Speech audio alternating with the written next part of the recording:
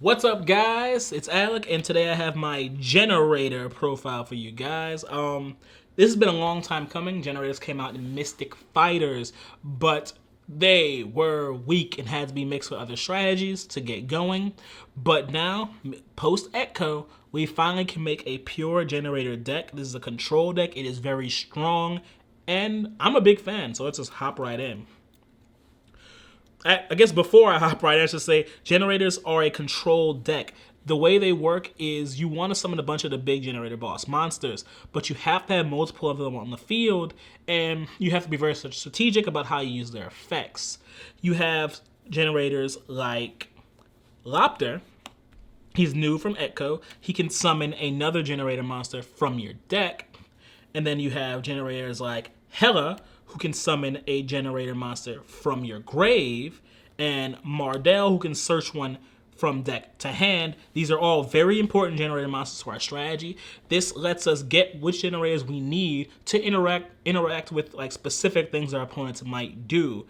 This is the core of the deck. I get away with running Mardell at 1 just because I find Hela so good at 2. And we have so many different ways of getting him engraved now.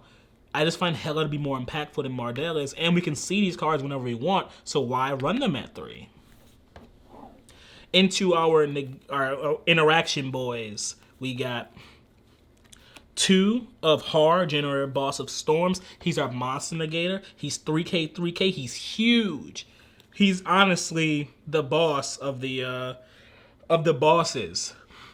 Pretty much the most solid. But the thing is, he can't do the job alone. You have to have other generators next to him, like Nidhogg, who can negate special summons, specifically inherent summons, but that's an important thing. That means Link summons, Xyz summons, those sort of things.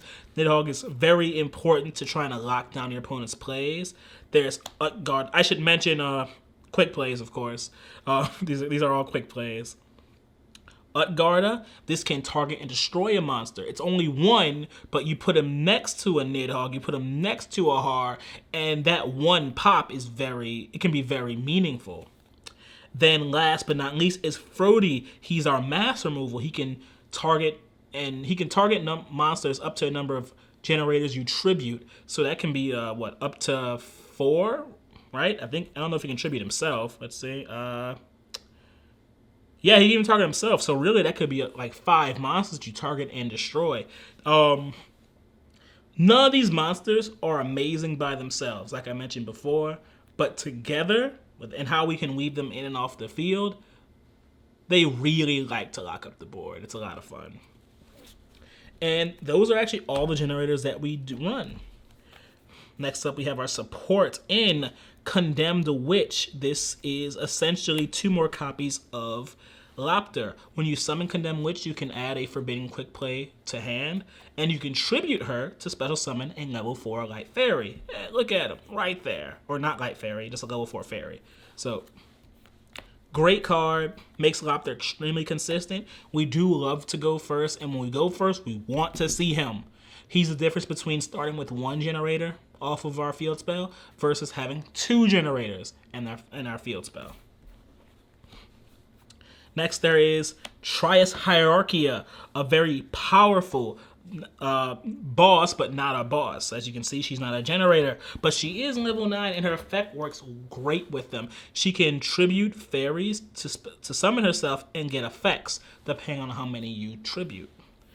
If you tribute 2 or more, you destroy 1 card your opponent controls.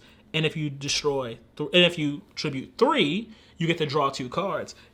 So if you tribute 3 tokens, you can get both of these effects. It's really a beautiful card.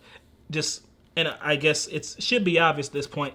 Yes, all the tokens are fairies, so beautiful. And last, and kind of least, is Ash. This is a control deck. We just need to stop our opponent's plays. Ash is great for that. It might save me a negation with Har. Next up is the spells. First up is Generator Boss Stage. This is the heart and soul of the deck. We have to see this card. We have to have this card. If this card is gone, we die. We can't make it without this. This card lets you summon a generator and then fill up your field with as many tokens as you can when your opponent draws. So what's cool about this is it even works during a draw phase. So like I mentioned, we like to go first so that on our opponent's very first draw at the very beginning of the game, we get a Generaider with tokens to fuel their effects. It's beautiful. We don't want to lose this card. It's susceptible to all manners of hand traps and removal, but we run a lot of ways to see it.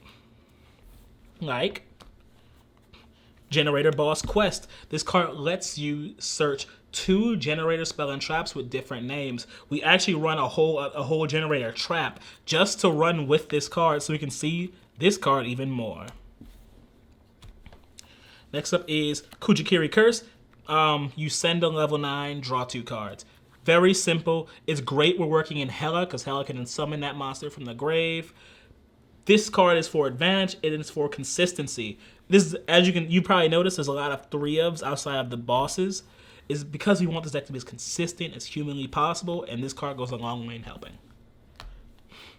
Next up is World Legacy Monstrosity. Such a powerful and potent card, and it kind of enables the main point of this deck, at least why we can run it in competitive play.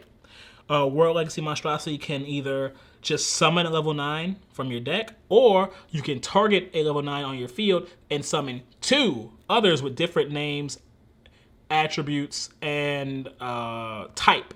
So that will be difficult in just about every deck that's not this. All these guys are different names, different attributes, different types. It's very easy to work with. Monstrosity enables rank 9s. And I think you guys know who's coming. And then our Forbidden Chalice for our Condemned Witch. I think this is just like the best Forbidden you can be running for this. I mean, I guess you can argue for others, but Chalice is great because it can negate monster effects. And this is a control deck, like I mentioned before. We just need to stop our opponent's plays long enough to set up. Then Called by the Grave. I mentioned that our field spell is weak to hand traps. Well, this card isn't. So we run it at 3. And then our trap to run with to help us get to boss stage and with boss quest is Generaider Boss Fight. I believe it just lets you activate boss stage directly from your deck, and then your opponent draws a card. So you can activate boss stage, and then they draw, and then you activate boss stage's effect to get a Generaider. It just kind of starts everything. It's a shame your opponent gets to draw, but I forgot. I apologize. I didn't mention. Har has a second effect. When your opponent adds a card from deck to hand, he can then make them discard a card randomly from their hand. That's just great. So that very first time your opponent you get a plus off something like this, Har takes that card right away. And then the last trap is Triple Impermanence. This is a control deck. We just need to stop our opponent's plays long enough to set up. That's why it's here. All right, now into the extra. So we start off with a suite of level 9s. Of course, we run VFD, True King of All Calamities. He's so powerful. He changes all monsters to a certain attribute, and then he says that attribute cannot use their effects. It's a blanket thing. It's a quick effect. He's 3K, 3K. If you've played against him, you know this guy. And we can just run him at impunity, and it's beautiful, and we love it. And now to the more situational guys, like Jormungandr, Generaider Boss of Eternity. I mean, he's just a beat stick. You don't really use him, but I mean, I just run him because, it's Jormungandr. He's a Generaider. You should. Infinitrack Earth Slicer, another rank 9. It just gets rid of monsters and swings hard. So I guess you could say it's similar to Jormungandr, but a bit better because it can actually get rid of monsters. And then my personal favorite, 9 Lives Cat, I believe from Ignition Assault. 9 Lives Cat is cool because it can summon a level 9 monster from your grave, and it says that level 9 monsters that, let's see, yeah. Your opponent cannot target level 9 monsters you control that came from the grave. So Hela is already summoning Generaiders from the grave. And then you put this card on board, and now they can't be targeted. This is just another way, a very important way to help lock up your boards and stop your opponent from being able to do anything. And then into the links, because honestly, generators don't care what you put in your extra deck. They enable 9, and so 9 so we can run a bunch of them. But as far as links go, we can kind of do whatever we want. So we run Barricade Board Blocker. We do run a field spell. It would be nice to get it back if it goes to the grave, so we run it. We run Nightmare Cerberus, Nightmare Phoenix, just useful link monsters to have. Oh, I forgot. Nightmare Unicorn, same reason. We run Blackluster Soldier of Chaos, or Blackluster Soldier, Soldier of Chaos.